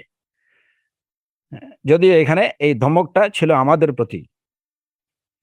তো এখানে ওনারা উদ্যোগ এমন আলোচনা হচ্ছে আমাদের হাম্মা ইদ হাম্মাত তাইফাতানি মিনকুম তাইফাতানি মিনকুম আন তাফশালা ওয়াল্লাহু ওয়ালিয়ুহুমা। তো ওনারা নিয়তের সাথে সাথে যৎসামান্য একটা উদ্যোগ হলেও সেটা ওনারা গ্রহণ করছিলেন। যাই হোক, এরপরে এই হাম্মা শব্দটা কোরআনে কারীমের আরেকটি আয়াতে আমরা দেখি, যেমন সূরাতু ইউসুফে আল্লাহ আযজা ওয়া জাল্লা বলছেন, ওয়ালাকাদ হাম্মাত বিহি ওয়া হাম্মা বিহা ওয়ালাকাদ হাম্মাত বিহি ওয়া হাম্মা বিহা লাউলা আর রাআ বুরহান রাব্বিহ কাযালিকা লিনাসরিফা আনহু আস-সুআ ওয়াল ফাহশা ইন্নাহু মিন ইবাদিনাল মুখলাসিন। ওয়ালাকাদ হাম্মাত বিহি, যখন ওই মহিলা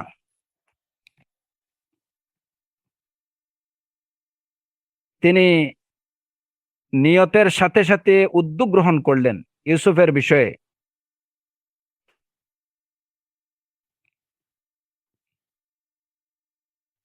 ওয়াহাম্মা বিহা, আর ইউসুফও তিনি নিয়তের সাথে সাথে উদ্যোগ গ্রহণ করলেন যদি না তিনি লাউলা আর রাআ বুরহান রাব্বিহি, যদি না তিনি তার রবের কিছু নিদর্শন দেখতে না পেতেন।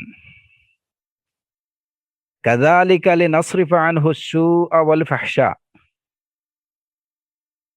এমনি ভাবে বিষয়টি হয়েছে যাতে আমি তার কাছ থেকে লিনাসরিফা আনহু আস-সুআ ওয়াল ফাহশা, তার থেকে মন্দ বিষয় এবং নির্লজ্জ বিষয়গুলোকে আমি সরিয়ে দেই। নিশ্চয় তিনি মিন ইবাদিনাল মুখলাসিন, তিনি আমার মনোনীত বাছাইকৃত বান্দাদের অন্তর্ভুক্ত।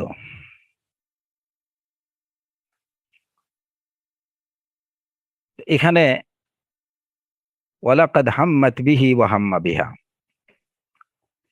হাম্মাত বিহি সেই মহিলা জুলাইখা, তিনি ইউসুফ আলাইহিস সালাতু ওয়াস সালামের কে নিয়ে তিনি চিন্তা করলেন এবং তার সেই কুমতলব বাস্তবায়নের জন্য তিনি উদ্যোগ গ্রহণ করলেন। ওয়া গাল্লাকাতিল আবওয়াব, কোরআনে কারীমে এই আয়াতের আগেই আল্লাহ আযজা ওয়া জাল্লা বলেছেন, ওয়া রাওয়াদাতহু আল্লাতী হুয়া ফী বাইতিহা আন নাফসিহি ওয়া গাল্লাকাতিল আবওয়াব, তিনি যে মহিলার ঘরে ছিলেন ওই মহিলা তাকে রাওয়াদাতহু উত্ত্যক্ত করা, ফুসলানো। তিনি ইউসুফ আলাইহিস সালাতু ওয়াস সালামকে ফুসলাতে শুরু করলেন, তাকে উত্ত্যক্ত করতে শুরু করলেন। ওয়া গাল্লাকাতিল আবওয়াব, এবং দরজা বন্ধ করে দিলেন। সুতরাং মহিলার পক্ষ থেকে নিয়ত এবং উদ্যোগ দুইটাই আমরা পেলাম। ওয়ালাকাদ হাম্মাত বিহি, মহিলা যখন ইউসুফ আলাইহিস সালাতু ওয়াস সালামের প্রতি হাম করলেন, তাকে অপরাধে লিপ্ত করানোর জন্য যে উদ্যোগ নেওয়া দরকার, তিনি নিজে, ওই মহিলা নিজে অপরাধ করার জন্য করার নিয়ত করলেন এবং অপরাধ করার বাস্তবায়নের জন্য তিনি উদ্যোগও গ্রহণ করলেন, দরজা বন্ধ করে দিলেন, তাকে ফুসলাতে শুরু করলেন। এটা গেল। এখন কথা হচ্ছে ওয়াহাম্মা বিহা, ইউসুফ আলাইহিস সালাতু ওয়াস সালাম সম্পর্কে আল্লাহ ওয়াহাম্মা বিহা, ইউসুফও সেই মহিলার বিষয়ে হাম করলেন। তাহলে কি ইউসুফ আলাইহিস সালাতু ওয়াস সালাম তিনি কি তার অন্তরেও কি সেই অপরাধ করার কোনো সংকল্প বা নিয়ত ছিল? আর সেই অপরাধ বাস্তবায়নের জন্য তিনিও কি কোনো উদ্যোগ নিয়েছিলেন? কারণ শব্দ দুইটা তো আল্লাহ আযজা ওয়া জাল্লা দুই জায়গাতেই হাম বলছেন, ওয়ালাকাদ হাম্মাত বিহি ওয়া হাম্মা বিহা।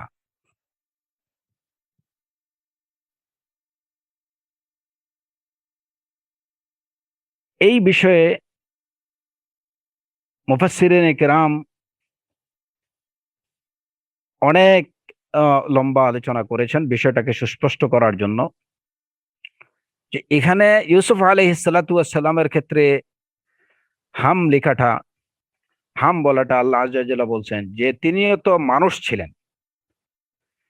ওই মহিলা যখন তাকে উত্ত্যক্ত করতে শুরু করলেন, ফুসলাতে শুরু করলেন, দরজা বন্ধ করে দিলেন, তখন মানুষ হিসাবে তার মনের মধ্যে এই বিষয়ের প্রতি একটা ঝোঁক হয়তো চলে আসছিল। ও হাম্মা বিহা, এই ঝুঁক আসা এবং এই যে উদ্যোগ, তিনি তার পক্ষ থেকে তিনি যে কোনো উদ্যোগ নিছেন এটার কোনো প্রমাণ নেই। মহিলা উদ্যোগ নিছেন, নিয়ে তিনি দরজা বন্ধ করে দিছেন। মহিলার পক্ষ থেকে যে উদ্যোগগুলা এটা নেওয়া হয়েছে, কোরআনে কারিমে বিষয়টা সুস্পষ্ট। কিন্তু ইউসুফ আলাইহিস সালাতু ওয়াস সালাম ও হাম্মা বিহা, ওই উদ্যোগগুলো নেয়ার পরে যখন একটা একটা একটা নির্জন করে দরজা বন্ধ করে করার পরে একজন মানুষের মধ্যে, একটা পুরুষের মধ্যে একজন নারীর প্রতি হয়তো কোন রকম ঝুঁক আসতে পারে, ও হাম্মা বিহা, যেটা জন্য তার কোনো উদ্যোগ নিতে হয়নি, ওই মহিলার নেয়া উদ্যোগকে তার উদ্যোগ হয়তো তার উদ্যোগ হিসাবে বলা হয়েছে, যেহেতু দুইজন একই ঘরে। ওয়ারাওয়াদাতুল্লাতি হুয়া ফি বাইতিহা, যে মহিলার গড়ে তিনি ছিলেন। এখন এই বিষয়টা আরেকটু সহজভাবে বুঝেন। যেমন ধরেন আপনি যে ঘরে বা একটা যে রুমে আপনি চেয়ারে বসে আছেন, আপনার দারোয়ান যদি ওই রুমের দরজাটা বন্ধ করে, তাহলে এই রুমের দরজা বন্ধ করা যদি ওই দারোয়ান করছে, আপনি তাকে নির্দেশও দেননি, কিন্তু আপনি ওই ঘরে আছেন, বাইরে থেকে কেউ এসে বলতে পারে যে আপনারাই তো দরজাটা বন্ধ করে দিলেন। যদিও কিন্তু যিনি চেয়ারে বসে আছেন, দরজা বন্ধ করার পিছনে তার কোনো অবদান নেই বা তার কোনো আহ, আহ, এই এই জায়গাতে তার কোনো ইনভলভমেন্ট নেই। কিন্তু যেহেতু একই ঘরে দুইজন, আপনি ওই রুমে চেয়ারে বসে আছেন, আপনার দারোয়ানটা দরজা বন্ধ করছে, বাইরে থেকে কেউ আসলে বলবে আপনাদেরকে যে আপনারা দরজা বন্ধ রাখছেন, এটা বলবে না যে কেবল আপনার দারোয়ান দরজা বন্ধ করছে, কারণ কি আপনি তো রুমের মধ্যে। সুতরাং দরজা বন্ধের বিষয়ে আপনারও একটা অংশীদারিত্ব আছে মনে হয় বাহ্যিকভাবে।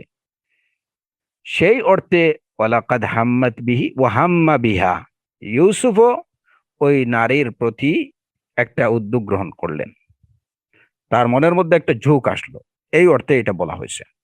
এটা একটা কথা মুফাসসিরিনে কেরাম এই এক তাফসীর, কিছু সংখ্যক মুফাসসিরিনে কেরাম এই ব্যাখ্যা দিয়েছেন। আরেকটা ব্যাখ্যা হলো কেউ কেউ বলেছেন যে এখানে আসলে ইউসুফ আলাইহিস সালাতু ওয়াস সালাম কোনো হাম বা কোনো উদ্যোগ গ্রহণই করেননি। কোরআনের এই আয়াতে এই বিষয়টা নেই। কিভাবে নেই? ওনারা বলছেন যে দেখেন পরের অংশে আল্লাহ আযজা ওয়া জাল্লা কি বলছেন, ওয়া হাম্মা বিহা লাউলা আর রাআ বুরহান রাব্বি, তিনি যদি আল্লাহর বুরহান বা আল্লাহর নিদর্শন যদি দেখতে না পেতেন তাহলে তিনি কি করতেন? হাম করতেন। লাউলা, লাউ জুমলায় শারতিয়া, যদি না তিনি আল্লাহর কি দেখতেন, বুরহান বা আল্লাহর নিদর্শন যদি তিনি দেখতে না পেতেন তাহলে তিনি হাম্মা, তিনি উদ্যোগ গ্রহণ করতেন। তাহলে বোঝা গেল ইউসুফ আলাইহিস সালাতু ওয়াস সালাম আল্লাহর নিদর্শনগুলো তার চোখের চোখের সামনে ভেসে উঠেছে, যে কারণে তিনি কোনো কি করেননি? হাম করেননি। আয়াত থেকে এটা বোঝা যায়, এটাও একটা অর্থ। ওয়ালাকাদ হাম্মাত বিহি ওয়া হাম্মা বিহা। এখন লাউলা আর রাআ বুরহান রাব্বিহি, যদি এখানে আল্লাহ আযজা ওয়া জাল্লা দুইজনের বিষয় যদি বলতেন, যেমন প্রথম প্রথম জনের বিষয় বলছেন ওয়ালাকাদ হাম্মাত বিহি ওয়া হাম্মা বিহা, ওয়ালাকাদ হাম্মাত বিহি ওয়া হাম্মা বিহা, তাহলে লাউলা আর রাআয়া বুরহান রাব্বিহিমা, তারা দুজনে যদি আল্লাহ নিদর্শনগুলো দেখতে না পেতেন। আল্লাহ আযজা ওয়া জাল্লা শুধুমাত্র ইউসুফ আলাইহিস সালাতু ওয়াস সালাম সম্পর্কে বলছেন লাউলা আর রাআ বুরহান রাব্বিহি, যদি না তিনি তার রবের বুরহান বা তার রবের নিদর্শন যদি তিনি না দেখতেন, তাহলে কি? তাহলে তিনি হাম করতেন, তিনি কোনো উদ্যোগ নিতেন। কিন্তু তিনি আল্লাহ তার রবের নিদর্শনগুলো তার চোখের বা মানসপটে ভেসে উঠেছে, যে কারণে তিনি কোনো হাম করেননি জুলাইখার প্রতি বা ওই মহিলার প্রতি। সেই নিদর্শনগুলো কি? লাউলা আর রাআ বুরহান রাব্বিহি, সেই নিদর্শনগুলো কি কি নিদর্শন ওই সময় ইউসুফ আলাইহিস সালাতু ওয়াস সালাম দেখছিলেন, এ বিষয়েও মুফাসসিরিনে কিরামদের বিভিন্ন অভিমত আছে। কোরআনে কারীমে কিংবা রাসূল সাল্লাল্লাহু আলাইহি ওয়াসাল্লামের সুন্নাতে সুস্পষ্ট বিশুদ্ধভাবে এরকম কোনো কিছু বর্ণিত নেই যে ওই সময় ইউসুফ আলাইহিস সালাতু ওয়াস সালাম আল্লাহর কি নিদর্শন দেখেছিলেন যার পরিপ্রেক্ষিতে তিনি জুলেখার প্রতি তার কোনো হাম আসেনি, কোনো জুলেখার বিষয়ে কোনো অপরাধমূলক নিয়ত বা উদ্যোগ তিনি গ্রহণ করেননি। যেহেতু কোরআনে কারীমে কিংবা রাসূল সাল্লাল্লাহু আলাইহি সাল্লামের সুন্নাতে বিশুদ্ধভাবে এরকম কিছু নেই, সুতরাং এ সমস্ত ক্ষেত্রে আমাদের আকীদা কি হওয়া উচিত যে হ্যাঁ নিশ্চয় তিনি আল্লাহর কোনো একটা নিদর্শন দেখছেন। যেহেতু এটা আমরা সুস্পষ্টভাবে জানিনি, সুতরাং এই বিষয়ে আমরা সুনির্দিষ্টভাবে কিছু বলবো না। কিন্তু এ বিষয়ে মুফাসসিরিনে কেরাম তারা হয়তো বিভিন্ন কি বলেছেন যে এই নিদর্শন যে ওই সময়ে যখন ঘটনা এরকম চলছে, জুলেখা যখন দরজা বন্ধ করে দিছেন, ইউসুফ আলাইহিস সালাতু ওয়াস সালামকে তাড়া করছেন, তাকে উত্ত্যক্ত করছেন, ওই সময় তার পিতা ইয়াকুব আলাইহিস সালাতু ওয়াস সালামের মুখমণ্ডল চেহারা তার সামনে ভেসে উঠেছে, তার বাবার চেহারা তার সামনে ভেসে উঠেছে, যে কারণে তিনি মাআযাল্লাহ বলে ওইখান থেকে করছেন। আবার কেউ বলেছেন যে তিনি ওই সময় তার চোখের সামনে ভেসে উঠছে যে তার বাবার মুখমণ্ডল, যে তিনি দাঁতের মধ্যে আঙ্গুল দিয়ে কামড় দিয়ে ধরে আছেন। হ্যাঁ, এটা দেখে তিনি সাথে সাথেই মানে তার মনের মধ্যে মানুষ হিসাবে যেটুকু আসার কথা সেটুকু তার অন্তর থেকে চলে গেছে। আবার কেউ কেউ বলছেন যে বুরহান রব্বি, আল্লাহ নিদর্শন, তখন তিনি ছাদের দিকে, ঘরের ছাদের দিকে তাকাইছেন, ওইখানে তিনি লেখা দেখছেন কোরআনে কারীমের এই আয়াত, ওয়ালা তাকরাবুজ জিনা ইন্নাহু কানা ফাহিশাতান ওয়া সাআ সাবিলা। তো এরকম বিভিন্ন বর্ণনা, কিন্তু এগুলা কোনো কিছুই সুনির্দিষ্টভাবে বলা উচিত না, যেহেতু কোরআন কিংবা সুন্নাহ দ্বারা সুনির্দিষ্টভাবে এরকম কিছু বলা হয়নি। আলা কুল্লি হালেন ইউসুফ আলাইহিস সালাতু ওয়াস সালাম তিনি আল্লাহ নিদর্শন দেখছেন এবং নিদর্শন দেখার কারণে তিনি ওরকম কোনো বাজে উদ্যোগ গ্রহণ থেকে সম্পূর্ণরূপে বিরত থেকেছেন। এই আয়াতে এখানে আরেকটা বিষয়, যেহেতু অনেক সময় মানে ইউসুফ আলাইহিস সালাতু ওয়াস সালাম আল্লাহর নবী, তার সম্পর্কে বাজে ধারণা যেন সৃষ্টি না হয়, এই জন্য এই আলোচনাগুলো করছি, এই কথাগুলো বলছি। এই আয়াতের শেষে দেখেন আল্লাহ আযজা ওয়া জাল্লা কি বলছেন, কাযালিকা লিনাসরিফা আনহু সুআ ওয়াল ফাহশা। কাযালিক লিনাসরিফা আনহু সুআ ওয়াল ফাহশা, কেন তাকে এই নিদর্শনগুলো দেখানো হলো, কেন ওই সময় ইউসুফ আলাইহিস সালাতু ওয়াস সালামের সামনে আল্লাহর বুরহান ভেসে উঠলো, এমনি ভাবে আল্লাহ আযজা ওয়া জাল্লা বলছেন এই বিষয়গুলো লিনাসরিফা আনহু সুআ ওয়াল ফাহশা। কোরআনে কারীমের আয়াতের এই অংশটুকুর দিকে খেয়াল করেন, লিনাসরিফা আনহু সুআ ওয়াল ফাহশা। সু হচ্ছে মন্দ কর্ম, ফাহশা হচ্ছে নির্লজ্জতা, যাতে করে লিনাসরিফা আনহু সু, তার কাছ থেকে মন্দ কর্ম বা মন্দ বিষয়গুলো, নির্লজ্জ বিষয়গুলোকে আমি সরিয়ে দেই,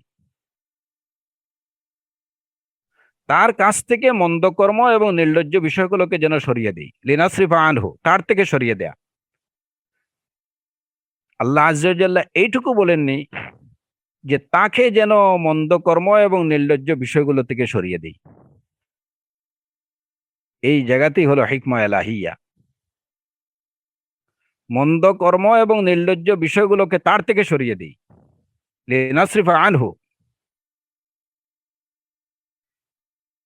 যাতে মন্দ কর্ম এবং নির্লজ্জ বিষয়গুলো তার কাছে না আসে। আল্লাহ আযজা ওয়া জাল্লা হয়তো এইটা বলেননি যে ইউসুফের মধ্যে যে নির্লজ্জ বিষয়গুলো বা মন্দ কর্মের যে নিয়ত আসছে, এগুলোকে ইউসুফ থেকে সরিয়ে দিই। এই দুই কথার মধ্যে কিন্তু অনেক অনেক অনেক ফারাক।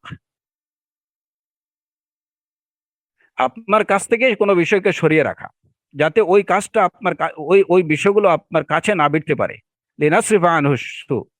আরেকটা হচ্ছে যে ওই বিষয়গুলো আপনার মধ্যে আছে, আপনার থেকে দূরে সরাই দেয়া। তাহলে বোঝা গেল কোরআনে কারীমের এই আয়াত প্রমাণ করছে কি, যে ইউসুফ আলাইহিস সালাতু ওয়াস সালামের মধ্যে নির্লজ্জতা ছিল না, তার মধ্যে মন্দকর্ম ছিল না। যদি থাকতো তাহলে আল্লাহ আযজা ওয়া জাল্লা বলতেন যে ইউসুফ থেকে যেন আমি ওইগুলাকে সরাই দিই, ইউসুফকে যেন এই যে মন্দ বিষয়গুলো থেকে তাকে মুক্ত করে দেই। না, মন্দ কর্ম যেন ইউসুফের কাছে না আসতে পারে, যে কারণে ওইগুলোকে ইউসুফ থেকে দূরে সরিয়ে রাখছি। লিনাসরিফা আনহু সুআ ওয়াল ফাহশা, কারণ কি? সেটাও আল্লাহ আযজা ওয়া জাল্লা কোরআনে কারীমের এই আয়াতে বলছেন, ইন্নাহু মিন ইবাদিনাল মুখলাসিন। ইউসুফ ছিলেন আমার মনোনীত বান্দাদের একজন, যাকে আমি চয়ন করে রাখছি, যাকে আমি মনোনীত করে রাখছি নবী হিসাবে। সুতরাং নবীর মধ্যে কোনো ধরনের অসৎকর্ম, নির্লজ্জতা, এটা তার নেচারের মধ্যেই থাকতে পারে না। ইউসুফের মধ্যে ওইগুলা নেই, ওইগুলা ছিল না। তার কাছেও যেন সেগুলো না ভিড়তে পারে, আল্লাহ আযজা ওয়া জাল্লা বলছেন ওইগুলো আমি তার থেকে দূরে সরায় রাখছি। লিনাসরিফা আনহু সুআ ওয়াল ফাহশা। আম্বিয়া আলাইহিমুস সালাতু ওয়াস সালাম তারা মাসুম, নিষ্পাপ। এতে বোঝা গেল যে মন্দ কর্মের বা এই যে অপরাধ, জুলাইখা যে উদ্যোগ নিছেন যে অপরাধের, এটা ইউসুফ আলাইহিস সালাম ওই অপরাধ নেননি। ওই অপরাধের কোনো উদ্যোগ, ওই ধরনের অপরাধের কোনো উদ্যোগ বা নিয়তি তার মধ্যে ছিল না। যদি থাকতো তাহলে আল্লাহ আযজা ওয়া জাল্লা এটুকু বলতেন না যে মন্দ কর্ম এবং নির্লজ্জতাকে তার থেকে সরায় রাখি, বরং বলতেন যে এই বিষয়গুলো তার মধ্যে যদি থাকতো তাহলে ওইগুলা থেকে তাকে মুক্ত করি।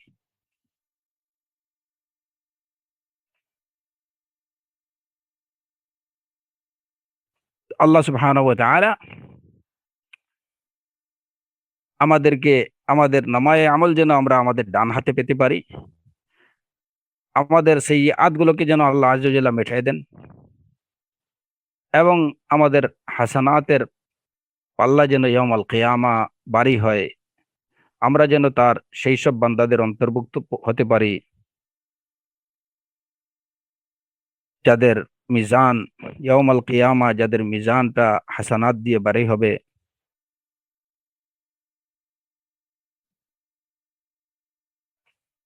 আল্লাহ আযজা ওয়া জাল্লা আমাদের হাসানাতের পাল্লা ভারী করে দিয়ে আইশা রাদিয়া, তার সন্তুষ্ট পূর্ণ জীবন লাভ করার তৌফিক দিন, এবং আমাদেরকে সব ধরনের অপকর্ম থেকে, মন্দ থেকে, নির্লজ্জতা, বেহায়াপনা থেকে বেঁচে থাকার তৌফিক দিন। আমাদেরকে তার সেসব বান্দাদের অন্তর্ভুক্ত করুন যারা ইয়াউমুল কিয়ামা নামে আমল হাতে নিয়ে অন্যদেরকে ডেকে বলবেন, হা ও মুকরাউ কিতাবিয়া ইন্নী যানানতু আন্নী মুলাকিন হিসাবিয়া ফাহুয়া ফি ঈশাতির রাদিয়া ফি জান্নাতিন আলিয়া কুতুফুহা দানিয়া। যাদেরকে আল্লাহ আযজা ওয়া জাল্লা ডেকে বলবেন, কুলু ওয়াশরাবু হানিআম বিমা আসলাফতুম ফিল আইয়ামিল খালিয়া। আল্লাহ আযজা ওয়া জাল্লা আমাদেরকে তার সেই সব মুকাররাবিন সালেহিনদের অন্তর্ভুক্ত হওয়ার তৌফিক দিন। আসিমিন এবং মুজরিমিনদের অন্তর্ভুক্ত যেন আমরা না হই। আল্লাহ আযজা ওয়া জাল্লা আমাদেরকে হেফাজত করুন। ওয়া আখিরু দাওয়ানা আনিল হামদুলিল্লাহি রাব্বিল আলামিন। ওয়া সাল্লাল্লাহু ওয়া সাল্লামা আলা নাবিয়্যিনা মুহাম্মদ ওয়া আলা আলিহি ওয়া সাহবিহি আজমাইন।